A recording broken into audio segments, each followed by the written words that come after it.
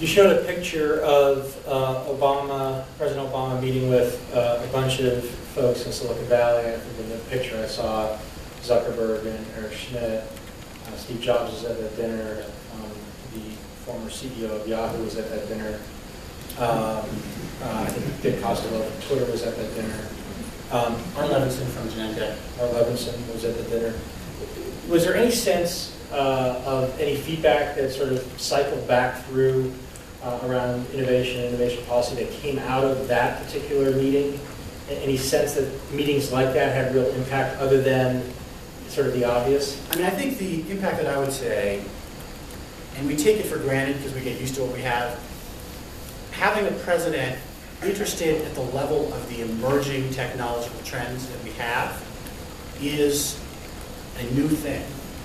I don't remember other presidents. So for example, Gore as the vice president, I would say this is true about him, but Obama as the president has a deep interest in technology, understanding it, understanding what makes these technologies great, what role the government plays. So I don't know how closely related it was, but I do know one of the topics at that dinner was high-skilled immigration, and that the president's position has gotten, I think, pretty clearly behind startup visa as one of the instruments that can help free us from what strikes me as one of the most crazy policy boxes we've painted ourselves into, which is, like I said, having great minds come here, get educated, want to stay and build companies, but being forced to go home.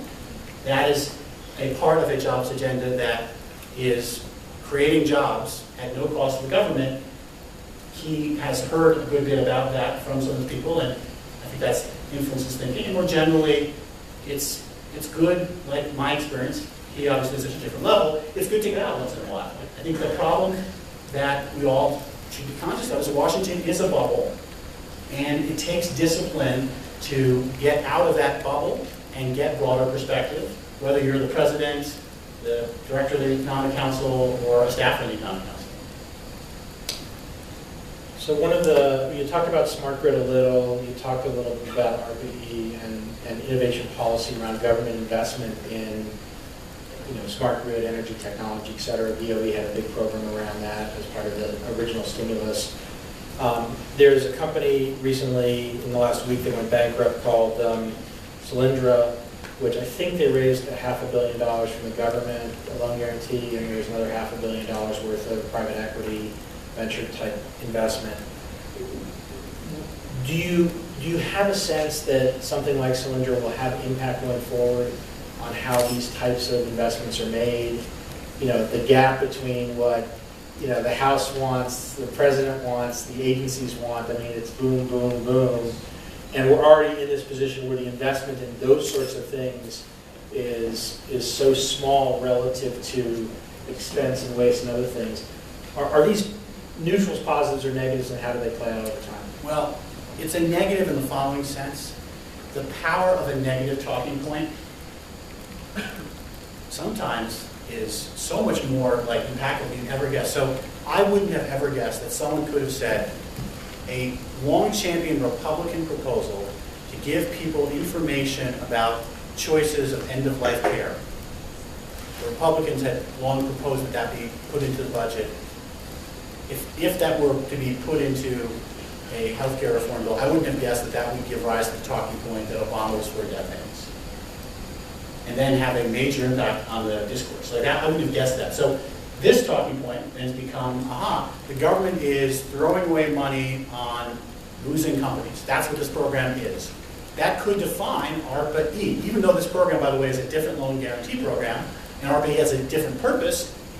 There is sometimes in the world of talking points a lack of rigor, and it's sometimes hard to control the narrative once it gets out of control. So a real hard challenge, and something that Vice President Biden, when he gave this talk at NREL, was trying to get to, is how do we frame the narrative around investing in innovation that can have some of the same impact on the narrative and discourse the way the Sputnik moment of yesteryear did.